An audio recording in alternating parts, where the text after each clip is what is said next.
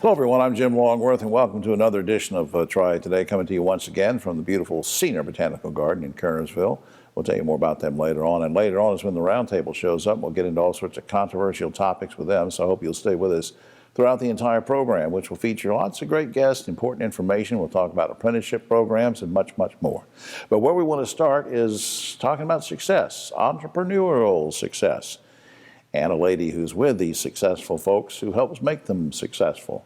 Let me explain. On my right, our good friend, Susan Morris, manager of co-horticulture of Agile City, Winston-Salem. She brought with us her two special guests, Eamon Marufi, co-founder and chief strategy officer for Point Motion, Inc., and her partner, Kevin Clark, founder and CEO of that great company. Welcome. Good to see everybody. Thank you. Susan, I'm going to start with you. Remind everybody the mission of Agile City and what Venture Winston grants are all about. So Venture Winston Grants is one of the large programs that Agile City does every, this is our inaugural year, so we're hoping every year.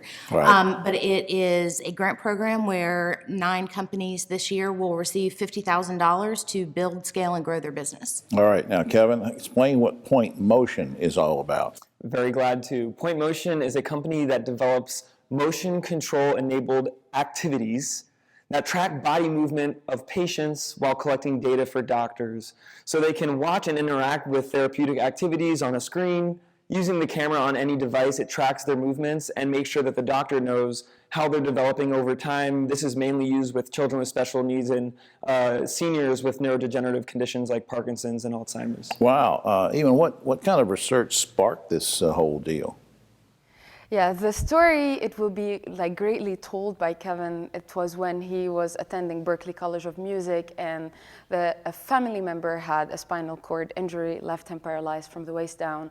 And then from there, a lot of empathy happened, a lot of creative problem solving had happened to be able to say, how can we make those people who go home after specific interventions adhere to that therapy, instead of them having a paper that the doctor gives to them and say, do this, and they will come and say, yes, I did. Actually, we could engage them to do it through music and also be able to collect data for their doctors. Kevin, give us another maybe a specific example to help us understand too what benefit this has. Maybe an example of the benefit of somebody who's watching. Absolutely. Well, I mean, the same way that music changes how we perceive film. I studied film scoring at Berklee College of Music, and that was kind of how I thought, how can we transport the value and how we can change someone's perspective in a film and use that value within therapy. Right. So the same way somebody says, oh, maybe I get scared or excited when they watch a film and there's certain music playing, that same value can motivate and keep us engaged when we're doing therapy at home. So it takes away that sort of menial, boring, maybe self-doubting experience and transforms it into an empowering one, kind of like what keeps us engaged when we drive to work. Maybe you have a long commute, and music, you put down that one song, or you have a certain genre you listen to, makes that drive a little easier. It's the same sort of value we want to bring into therapy. Absolutely, and as a musician, I know you appreciate all the great uses for music, even the studies they're doing with Alzheimer's patients and that. Even what's next for Point Motion? Anything coming up? So Point Motion, right now, we are looking at people who are really in need of this. And when we are looking at the growth of population, for the next 2 centuries, we're gonna see a lot of growth in the senior community. And when we talk about aging communities, we are talking about chronic diseases, maybe multiple chronic diseases at the same time. So how can we predict that? How can we prevent that? How could we manage those chronic diseases better? And right now, Point Motion is focused on serving the aging population. Great technology and application of it very quickly. How important, Kevin, was the Venture Winston grant?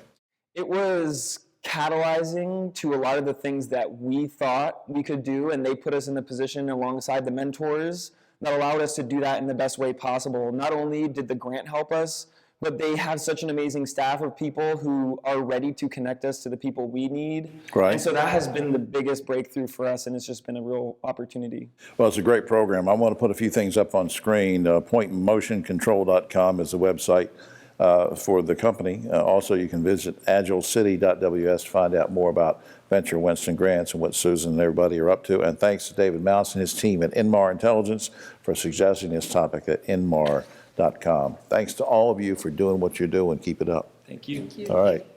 We'll be right back after this. Back now on Triad Today, and we've heard the phrase, everybody deserves a second chance, and they certainly do. And we have two folks with us today that are going to talk about second chances. On my right, Rhonda Pass is Director of Special Programs for Triad Goodwill, and she's joined by her special guest, Thaddeus Shore, System Outreach Project Manager for North Carolina Works Career Center. That's NC Works. Good to see you all. It's great to see you.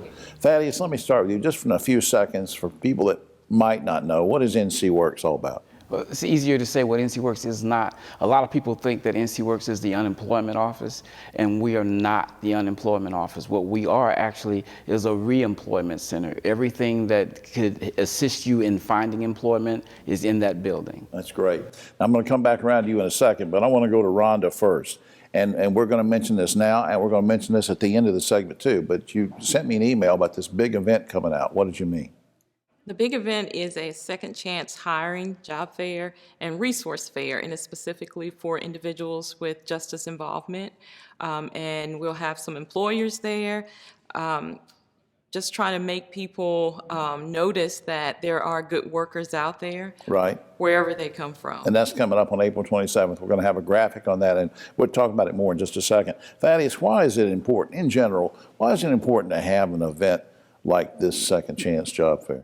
I think it's important because depending on the stats that you look at, between 19 and 30% of the people coming out of incarceration reoffend and end up back incarcerated. And most of the members of the justice serve community find that it is difficult, to say the least, to find employment. And what we want to do is we want to connect employers that are willing to work with the justice serve community and the justice serve community. If we can connect them together, then we think that the individual, their family, the city, the state, the county, they all will benefit from someone being employed rather than being in prison. Right. And Rhonda, in general, maybe give me an example of a barrier, a challenge faced by these folks. The barriers that individuals face coming out of incarceration, number one is finding employment. We have housing, finding adequate housing, mental health care, and affordable transportation, with finding employment being the number one barrier. Now, let me go back to you, Thaddeus, for a second, because we talked about earlier that the NC Works really stands for reemployment. And now, of course, we're mentioning this second chance job and resource fair. On a day-to-day basis, though, putting the event aside, what are the kinds of things that you help people with normally? Oh, some of the things that we help people with, there are some people that need, let's say, soft skill development. So we have workshops to help develop soft skills. We also have workshops that will assist people in completing a resume. We do mock interviews. We teach people how to go through interviews so that when they actually go through, They're ready to go. They're ready to go, absolutely. Rhonda, sort of the same question for you. Triad Goodwill, day in and day out, does things to help people get employed and get ready. Give me an example of that. On a day-to-day basis, individuals can walk into our Career Center at South Eugene Street in Greensboro, North Carolina, and they can meet with our career navigators who are very passionate about serving individuals and meeting them where they are. They will receive case management services, and what we try to do is to create a pathway for each individual that walks in. We have our Jobs on the Outside program, which is specifically for individuals with a criminal background that are motivated and engaged in developing their job readiness skills. Well, that's great. And up on screen, Second Chance Job and Resource Fair. That's, again, Wednesday, April 27th, 9 a.m. to 1 p.m. at Windsor Recreation Center. That's in Greensboro. For more information, general information, you go to triadgoodwill.org, triadgoodwill.org. And I have to say that, just to remind people, also be sure to keep donating items to Goodwill, because the money, those items go for resale into the stores, and that money goes to help support all these programs. So get a plug in for that. I want to thank both of you for doing what you do, and I hope you'll come back sometime soon. Absolutely. Thank you. All right. We'll be right back after this. Back now on Triad Today, and we often hear about the city of Winston-Salem being the city of the arts and innovation. And I guess that's true. I wonder how those two could ever come together.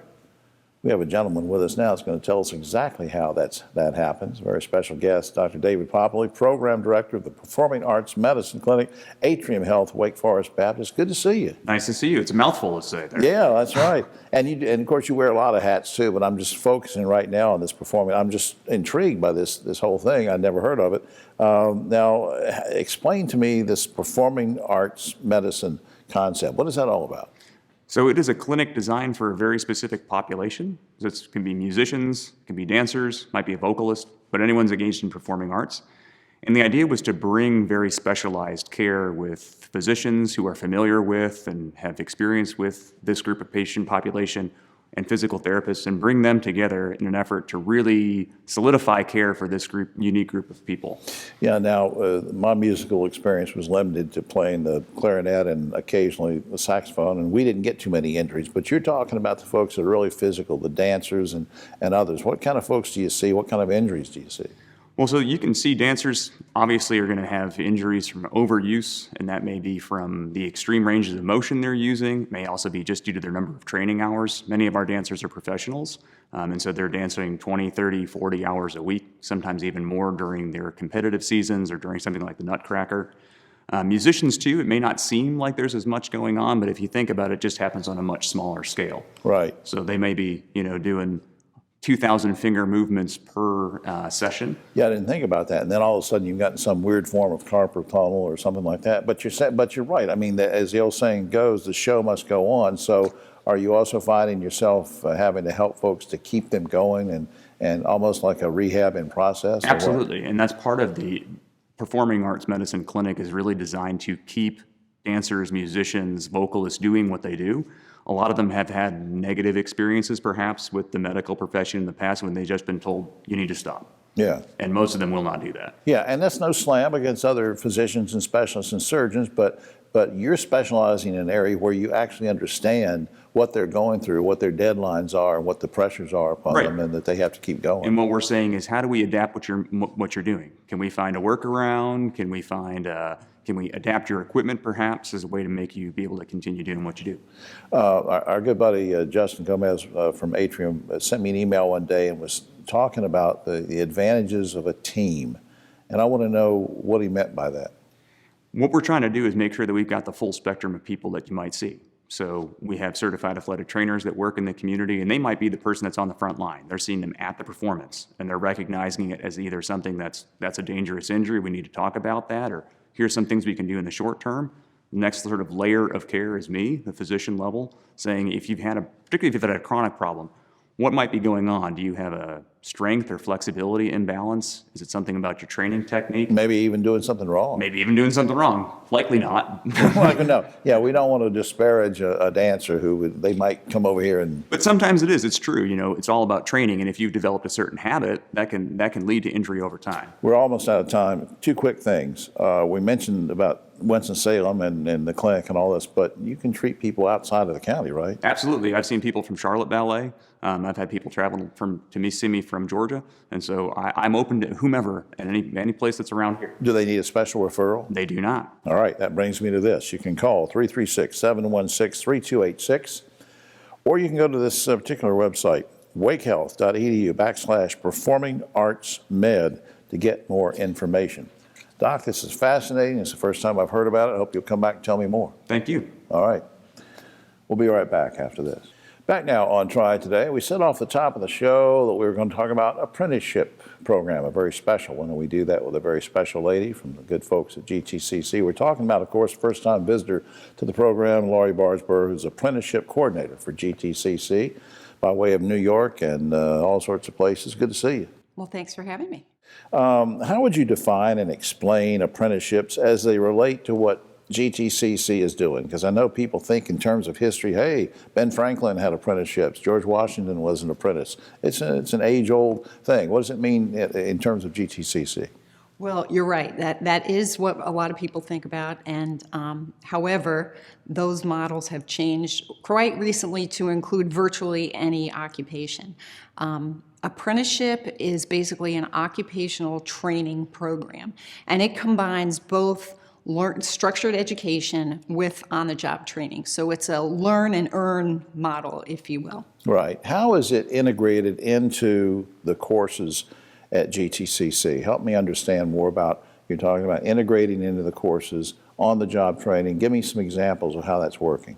So, we have programs, apprenticeship programs set up from everything from machining to automotive services to IT, supply chain management, and GTCC is one of the partners in apprenticeship, which also includes the employer, the apprentice, Apprenticeship NC, which helps companies set up their apprenticeship programs.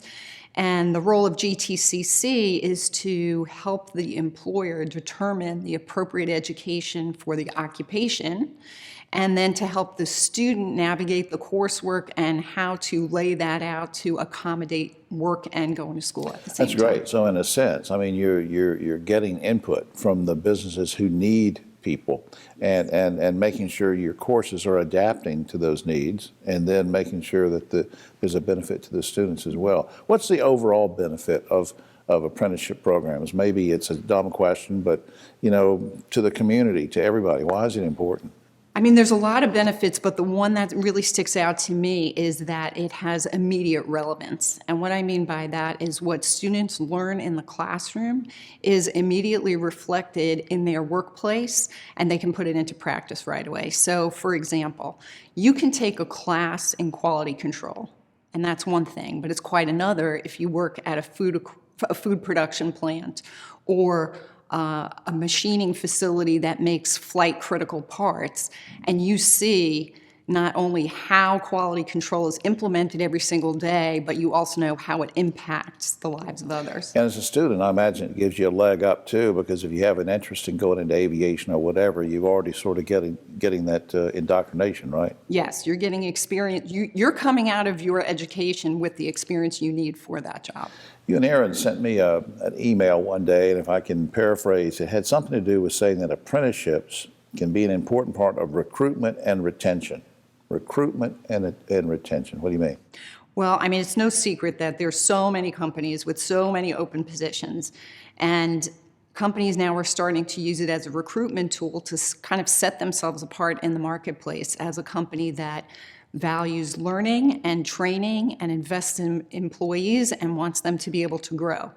As a retention tool, rather, you can upskill current employees to other positions. At the end of the day, I think the bottom line is those companies that are doing that, those are the companies that people want to work for. Right, and the company culture impacts this whole deal, doesn't it? Oh, yes.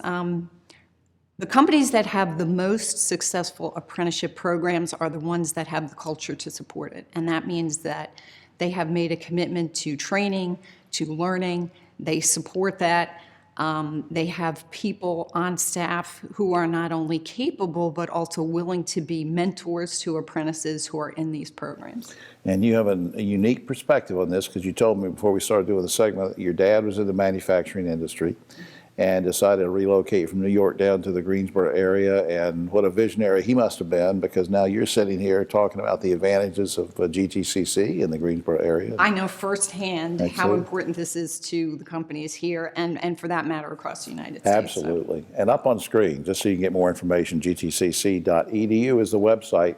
Please check that out, and you can get all sorts of resources and learn about course offerings and all that. Lori, thanks so much for doing this. Will you come back sometime? Absolutely. Thanks for having me. All right. We'll be right back after this. Back now on Triad Today, just about time for the roundtable, but another quick shout out to the good folks at Senior Botanical Garden. Check out their website, check out the garden. Lots of great things to do here. Lots of great things to see here, too. Right to the roundtable on my right, but always the political left, Ogie Overman, the great broadcaster and journalist, and a special guest of the roundtable today, mom of Taylor Woods, filling in for her daughter, Ramona Woods, co-owner of Ashtay Products. We welcome her to the show, and Keith Granberry, founder of Helping Hands Consultants. Guys, normally we don't cover a lot of insurrection-related stories unless it has ties to this area, but this one kind of does. Investigators have learned that Jenny Thomas, wife of Supreme Court Justice Clarence Thomas, sent dozens of text messages to our former North Carolina Congressman and Trump Chief of Staff Mark Meadows, urging the president to overturn the 2020 election. Guys, is it if it's discovered that Justice Thomas knew about these texts, should he resign or be impeached, which the Congress can do, or at very least, should he recuse himself from any 2020 related cases? Ogie. Personally, I think he should be impeached, but it won't happen. Congress won't do it, and there's really no authority that can, he's got to recuse himself from anything remotely related to the insurrection. Ramona. I mean, I firmly disagree, only because I've been married for 32 years to the same man, and I have my opinion and he has his. And if every time I express my opinion on one thing, my husband is going to be executed because of that, then... And he may not even know that you said something. Right, absolutely. Key. And he might not share the same opinion. Right, Key.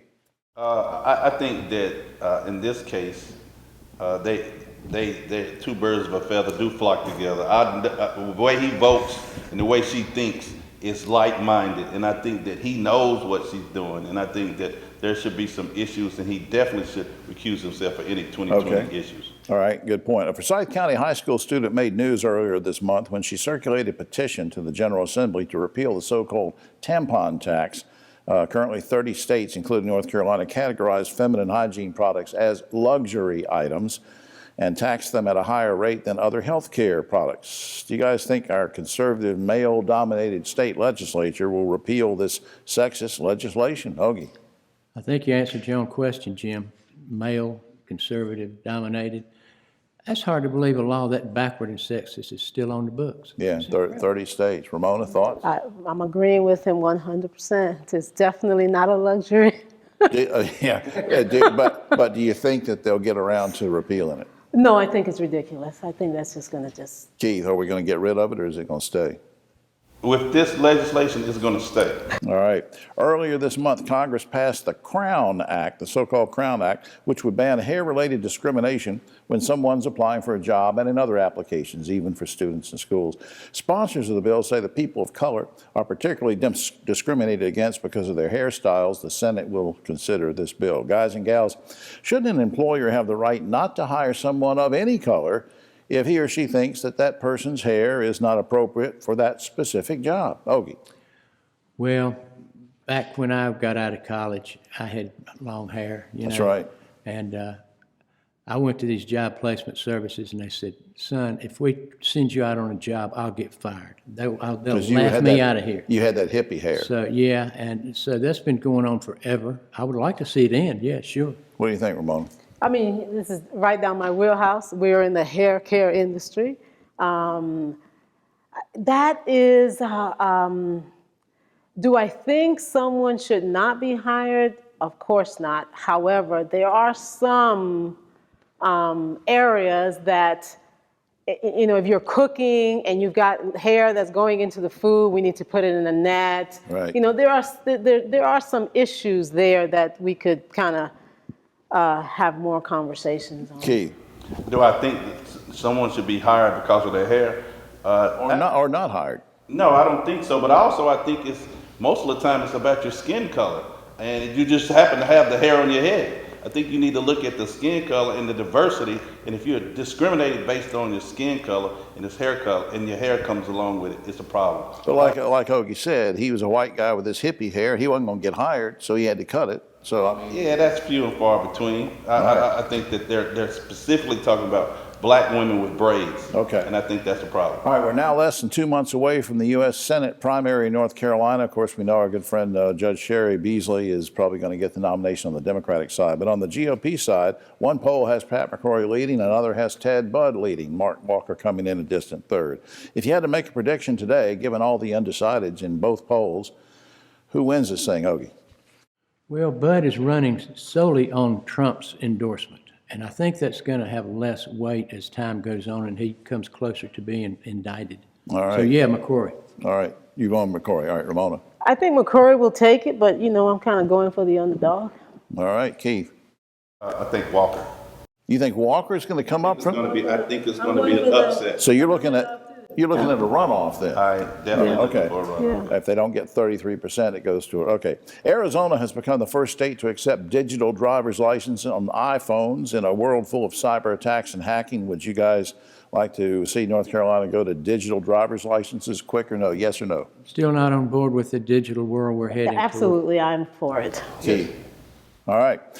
Finally, this Monday is National Hug a News Person Day. Guys and gals, what local or national news person would you like to hug? Ogie. Me? You can hug Okay. yourself? Nicole Wallace or Nora O'Donnell. Okay. Oh, my goodness. Ramona, what news person would you want to hug? Well, since we're still in COVID, I'm going to pass hugs this year. Keith, who would you want to hug? You know, I've been with you for a long time. This relationship is special. Oh man, that's inappropriate comments right there. Well, that's all. That's all the. I don't know what's wrong with him. That's all the time we have. Oh, except for this. Hey, a meteorite that crashed to Earth 40 years ago is now being moved to a new museum in Dubai. Now, scientists say that the meteorite contains the hardest and oldest substance known to man, a holiday fruitcake. So you ever had those? I eat You them drop all them the on the time. floor. I love them. You like I'm fruit? the only man on earth that likes fruit. Well, there you go, folks. You got an endorsement for fruitcakes, and there's one sitting behind me, No, too. I'm not a fruitcake. We'll see you next week.